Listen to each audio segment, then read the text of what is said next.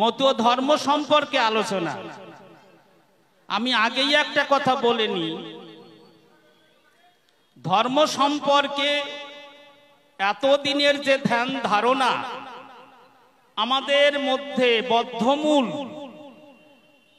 এই ধারণাটাকে একটু চেঞ্জ করতে হবে। অর্থাৎ সময়ের সঙ্গে সঙ্গে সবকিছুর পরিবর্তন ঘটে। ধর্ম নিয়ে মানুষকে নতুন করে ভাবার সময় এসেছে। এটা যদি না বুঝতে পারেন, ধর্মের মধ্যে যে কত বড় ফাঁকি আছে আর ধর্মের মধ্যে কত বড় কুসংস্কার আছে, এটা আমরা ধরতে পারবো না। হরিচাঁদ গুরুচাঁদের আলোচনা শুনতে গেলে একটু মগজ দিয়েই শুনতে হবে, শুধু হৃদয় দিয়ে নয়। ভক্তি ঠিক আছে, কিন্তু একটু মস্তিষ্ক দিয়ে বোঝার চেষ্টা করতে হবে। হরিচাঁদ গুরুচাঁদ কেন এলেন, আমাদের কি দিলেন, কেন আমরা মতুয়া, কেন আমরা আন্দোলন করব, কেন আমরা ডঙ্কা বাজাবো, কেন আমরা হরিবোল বলবো, তাৎপর্য আছে নিশ্চয়ই। বিশ্বে যত বুদ্ধিজীবী আছে, সমস্ত বুদ্ধিজীবীকে যদি একত্রিত করে প্রশ্ন করা হয়, ধর্ম আগে না শিক্ষা আগে, এই বুদ্ধিজীবীরা কি উত্তর দেবেন? আমার তো যতদূর ধারণা 100%-এর মধ্যে 100%ই বলবে শিক্ষা আগে, ধর্ম নয়। তাহলে শিক্ষা যদি আগে হয়, এমন কোন ধর্মগ্রন্থ যাকে আমরা শাস্ত্র গ্রন্থ বলি দেখাতে পারবেন? সেই গ্রন্থে সর্বসাধারণের লেখাপড়া সম্পর্কে কিছু বলা আছে? আমরা যে ধর্মের যাজন যোজন করি, মতো ধর্মের আগে যেটা করতাম, সেই ধর্মের মধ্যে কি আছে যে একটা দেশের সর্বস্তরের মানুষ লেখাপড়ার অধিকার পাবে? যেটা ছিল সেটা মুষ্টিমেয় কিছু মানুষ, তাদের শ্রেণীর মানুষ, তাদের কাছে গেলে তাদেরকে লেখাপড়া শিখাবে, আদার্স কাউকে নয়। তাহলে এত বড় একটা দেশ, প্রাচীন কাল থেকে ভারতবর্ষ অনেক উন্নত একটা দেশ, এত প্রাচুর্যে পরিপূর্ণ একটি দেশ, চিন্তা করা যায় না। গোটা বিশ্বে এখনো তা বড় দেশ, যারা পৃথিবীর বুকে উন্নত দেশ হিসেবে চিহ্নিত, তারা এক সময় ভারতবর্ষের উপরে ডিপেন্ডেন্ট ছিল। এত সুন্দর একটা দেশের আজকে পরিণতিটা কি? এখানে কি অবস্থা ঘটতে চলেছে? ধর্মের নামে ধর্মটা কোথায়? এটা কুসংস্কার, এটা উজবুক, যার মধ্যে মনুষ্যত্ব প্রেম নেই, যার মধ্যে মানবতা নেই, সেটা ধর্ম হয় কি করে? মানুষকে ভালোবাসতে পারে না যে ভগবান, যে ভগবানকে ছুঁয়ে দিলে মানুষ অপবিত্র হয়ে যায়, সেই ভগবান আপনার আমার মঙ্গল করবে? ভাবলেন কি করে? আপনাকে সব কাজ করিয়ে নেবে, অথচ সেই ভগবানকে আপনি যদি একটু ফুল দেন ভক্তিতে গদগদ হয়ে, সেই ভগবান শুদ্ধই নাকি অপবিত্র হয়ে যায়। এই ভগবান, একে পূজা দিলে আপনার মঙ্গল করতে পারে? এতই ঠুনকো নাকি ভগবান? ভগবান কোথায় সেটা পরে আমি ব্যাখ্যা করব, ভগবানটা কোথায়। আমি যে কথা দিয়ে শুরু করেছিলাম, শিক্ষা, যা এমনই একটু পরে অন্ধকার নেমে আসবে, সূর্যটা ডুবে যাবে, প্রকৃতির বুকে অন্ধকার নেমে আসবে। এই যে সুইচটা চাপলেন, আলোটা জ্বলে উঠল, অন্ধকার দূর হয়ে যাবে।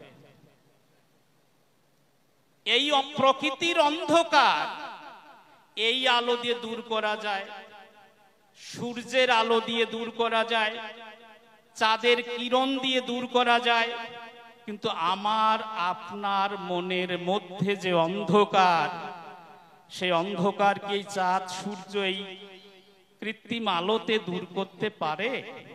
মায়েরা, আমার আপনার মধ্যে যে অন্ধকার, সেটা কিসের অন্ধকার? অজ্ঞানতা। অজ্ঞানতা রূপী অন্ধকার, তাকে তাড়াতে গেলে জ্ঞান আলোক জেলে ভিতরে যে অন্ধকার, সে অন্ধকারকে তাড়ানো যায়। গুরুচাঁদ ঠাকুর 91 বছর বেঁচে ছিলেন। বৃদ্ধকাল পর্যন্ত তিনি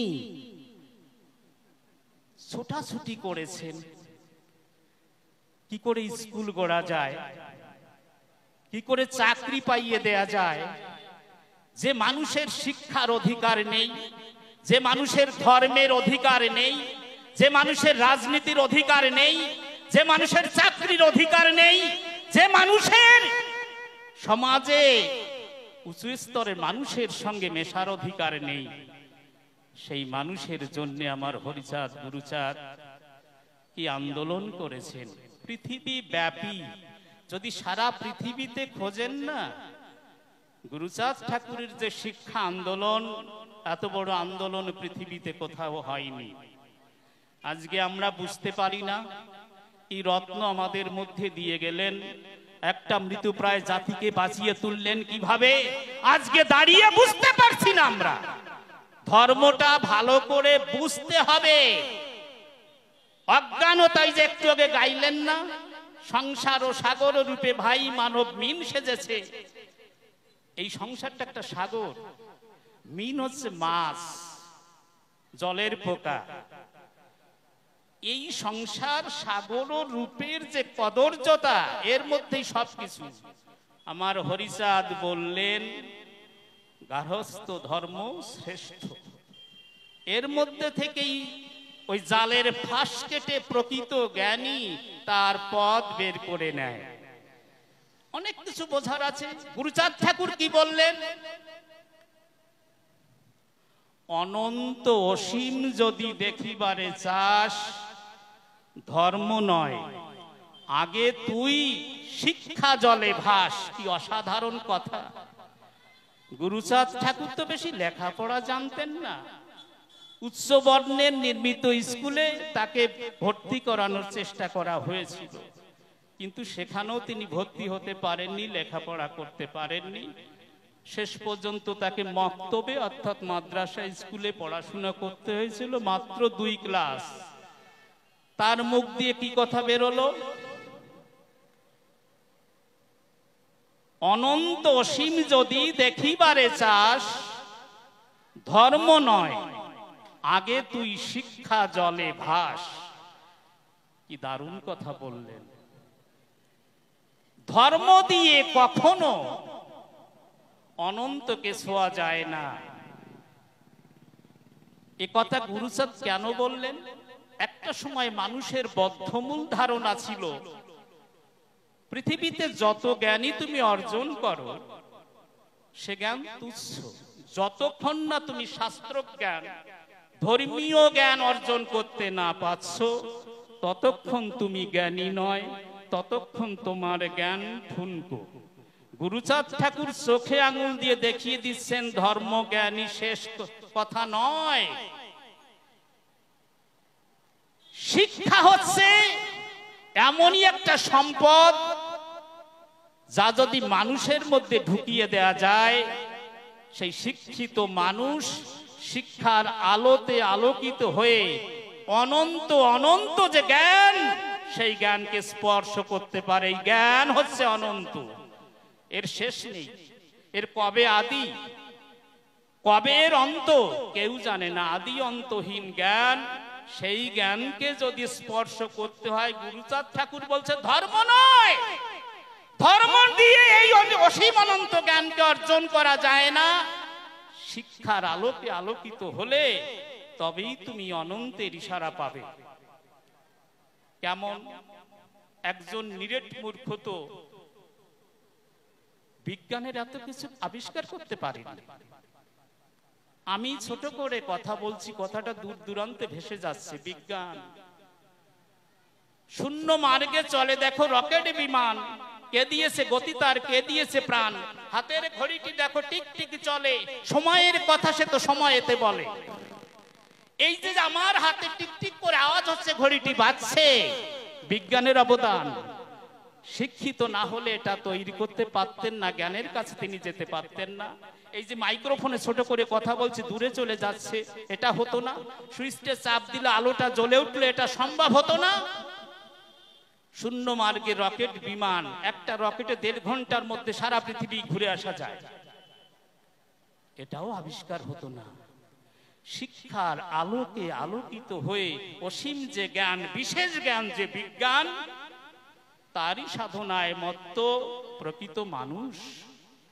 সেই জ্ঞানের কথাই বললেন হরিচাঁদ ঠাকুর, যে অনন্ত অসীম যদি দেখিবারে চাস, ধর্ম নয় আগে তুই শিক্ষা জলে ভাস। তাহলে তো গুরুচাঁদ ঠাকুর বলতো যে রাত দিন শুধু পুজো করবে, আজকে সরস্বতী পুজো, কালকে লক্ষ্মী পুজো, তারপর দিন দুর্গা পুজো, তারপর দিন এ পুজো, তারপর দিন শনি পুজো, তারপর দিন সত্যনারায়ণ পুজো।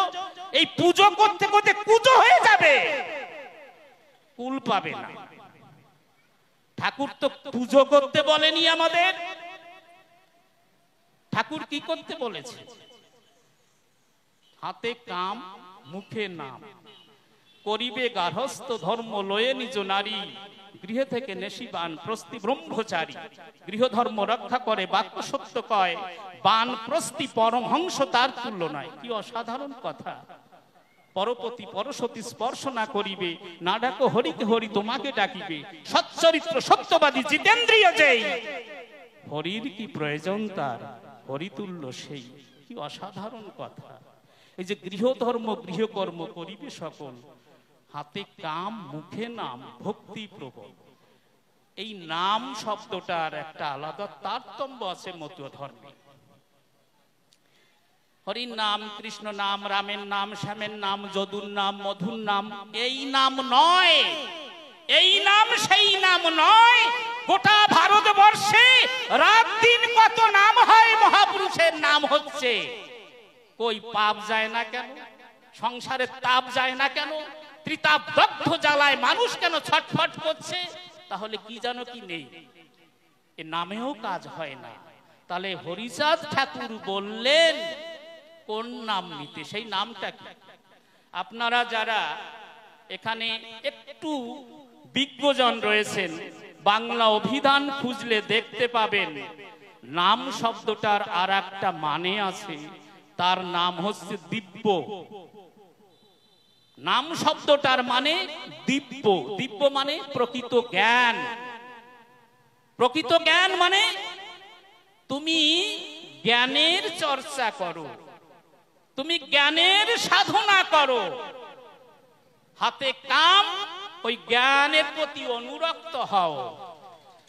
হরিচাঁদ ঠাকুর বলেননি, পুরাকালে মুনিগণ করিতেন ধ্যান, এবে সেই ধ্যান হয় নামেতে বিজ্ঞান। পুরাকালে মুনিগণ ঈশ্বর সাধনার জন্য ধ্যানে বসতেন না, জ্ঞান অর্জনের জন্য ধ্যানে বসতেন। আজকে সেই পৌরাণিক যুগের মুনি হয়েছে যুগের বিজ্ঞানী। বিশেষ জ্ঞানে যিনি পারদর্শী তিনি বিজ্ঞানী। তার জন্যে আমার আপনার সন্তান যদি বিদেশে থাকে, আপনার কোন সন্তান যদি অক্সফোর্ড বিশ্ববিদ্যালয়ে পড়াশোনা করে, মনে করেন আপনি বাবা কি মা, সন্তানের কথা মনে পড়েছে, মনে পড়লেই কি আপনি আমেরিকা যেতে পারবেন? পারবেন না। কিন্তু বিজ্ঞান কি করে দিয়েছে? ছোট্ট একটা মোবাইল, কতগুলো সংখ্যা চাপ দিলেন, যদি ভিডিও কল করতে পারেন তার ছবি আপনি দেখতে পাবেন, আপনার ছবি সে দেখতে পাবে। তাই কি বলা হলো, সন্তান থাকিলে দূরে 1000 মাইল, তার সঙ্গে কথা বলায় ছোট্ট মোবাইল। দেখেছেন, যার সঙ্গে ইচ্ছা করবেন কথা বলতে পারবেন। সুপার কম্পিউটারের যুগ। কোথায় খেলা হয়? টেলিভিশনে ঘরের মধ্যে বসে দেখেন, বোঝেন না? বিজ্ঞান, এই বিজ্ঞানের সাধনা করার কথা বলছেন। এই বিজ্ঞান, বিশেষ জ্ঞান যদি অর্জন করতে হয়, মানুষকে শিক্ষা গ্রহণ করতে হবে। গুরুচাঁদ ঠাকুর পিতৃ আদেশ মাথায় নিয়ে শিক্ষা আন্দোলনে নেমেছিলেন।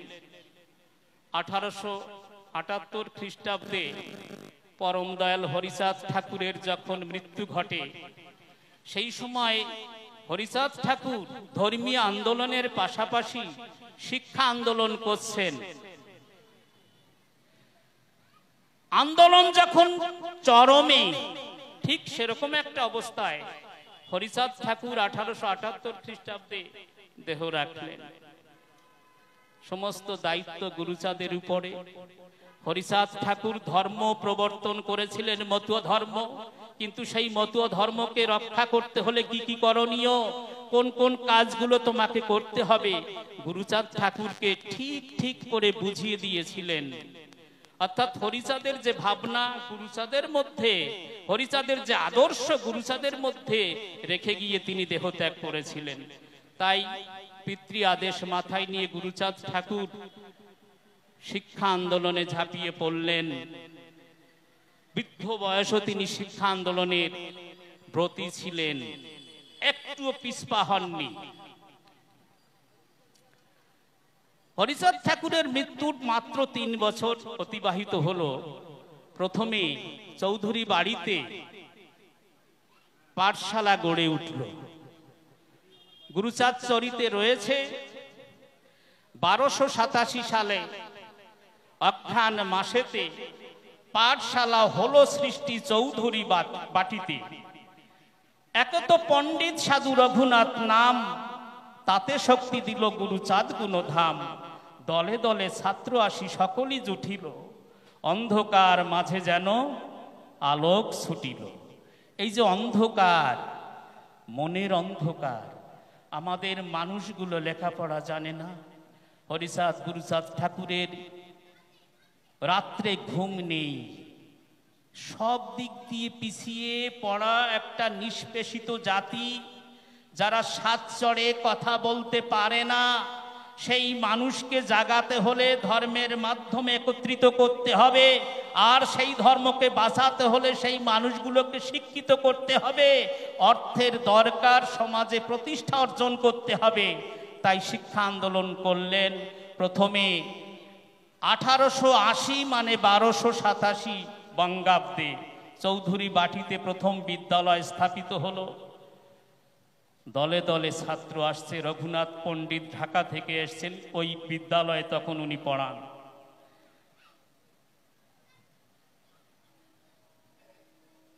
কি হলো আমি খুব সংক্ষেপে, এক দাদা আছেন খুব ভালো বক্তব্য রাখেন, আমি সংক্ষেপে, যেহেতু আমি আবেগের জায়গাটা যেতে চাচ্ছি না, যে জায়গাটা জিস্ট জানার দরকার আমার মানুষের এবং প্রত্যেকটা মানুষের, শুধু আমাদের নয়, যত ধর্মের বর্ণের মানুষ আসুক না কেন, শিক্ষা ছাড়া সে প্রতিষ্ঠা লাভ করতে পারে না। আপনি শিক্ষিত হলে একটা বড় শিক্ষক হতে পারবেন, একটা অধ্যাপক হতে পারবেন, একটা ইঞ্জিনিয়ার হতে পারবেন, একটা ব্যারিস্টার হতে পারবেন, একজন উকিল হতে পারবেন, একজন মোক্তার হতে পারবেন। যদি শিক্ষা না থাকে কিছুই না, কোনো পদ আমার জন্যে নেই। তাই আগে দরকার শিক্ষা। তার জন্যে আমরা দেখতে পাই গুরুচাঁদ ঠাকুর সেই 1881 খ্রিস্টাব্দে